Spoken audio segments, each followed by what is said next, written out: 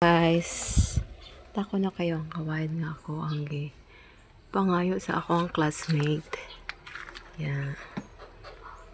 Giganahan ko ano niya padaghanon kay useful man po ni siya. Kay pwede siya pang kuhit, pwede po siya himuon nga fins. Ayan siya. Tapos naapa dire nibuhi po ang kung ano siya dalandan.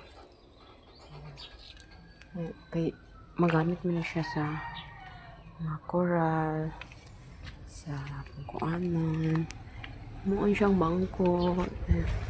Useful kaayo siya og mudaghan mo na aning style ba nga kawayan. Patangtang ni daan nga pit nga side parang ano siya mudaghan. Ayan siya. Ka-pretty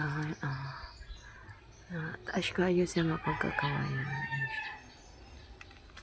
Nindot kayo siya himuon nga. Ang kuhit. Ayan siya. Nadali rin siya mutubo. Thank you for watching, guys. Thank you.